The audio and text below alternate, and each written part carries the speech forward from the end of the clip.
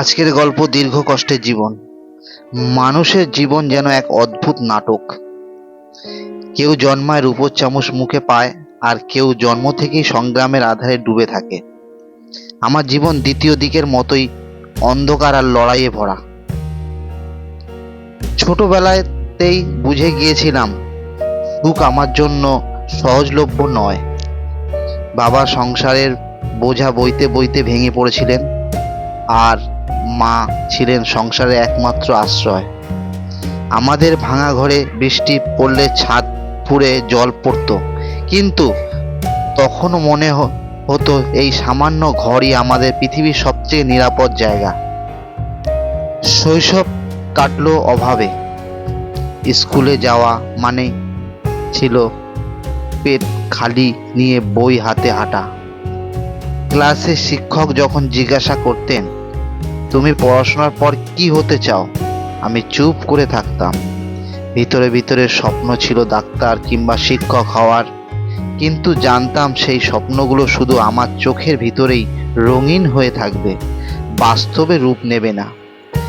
কিশোর বয়সে আসতেই সংসারের ভার নামলো কাঁধে।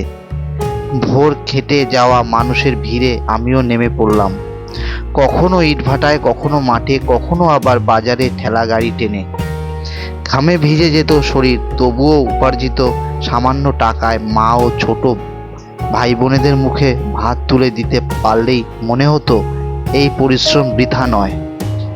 তবে কষ্ট শুধু দারিদ্র্য সীমাবদ্ধ ছিল না। সমাজের তাচ্ছিল্য, আত্মীয় স্বজনের অবহেলা আর বন্ধু বান্ধব উপহাস সবই আমাকে প্রতিদিন নতুন করে আঘাত করেছে। গরিব হওয়া যেন একটা অপরাধ, যা আমি না চাইতেও বয়ে বেড়াচ্ছিলাম। তবুও আমি হাল ছাড়িনি। ভেবেছিলাম একদিন না একদিন ভাগ্য বদলাবে, কিন্তু ভাগ্য বোধহয় দরিদ্রের জন্য অন্য নিয়মে চলে। মা অসুস্থ হয়ে পড়লেন। চিকিৎসার খরচ জোগাতে আমি নিজের শরীরকে আরো বেশি শোষণ করলাম। প্রতিদিনের রুটিন হয়ে গেল, সকালে কাজ, দুপুরে কাজ, রাতে ক্লান্ত শরীর নিয়ে ভাঙা বিছানায় পড়ে যাওয়া। আমার জীবনটা যেন এক টানা দৌড়, কিন্তু লক্ষ্য কখনো কাছে আসে না। মাঝে মধ্যে মনে হয় যদি আমি অন্য পরিবারে জন্মাতাম, হয়তো আজ আমার অন্যরকম জীবন হতো। কিন্তু আবার ভাবি হয়তো এই কষ্টই আমাকে শক্ত করছে, লড়াই শিখিয়েছে। আজও আমি বেঁচে আছি স্বপ্ন নিয়ে।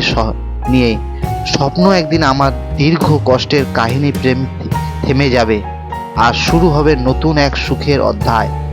হয়তো তখন আমি হাসি মুখে বলবো, আমার জীবন একদম সুন্দর হয়েছে। তো বন্ধুরা, গল্পটা এখানেই শেষ করলাম। আবার দেখা হবে নেক্সট ভিডিওতে। নমস্কার। নমস্কার।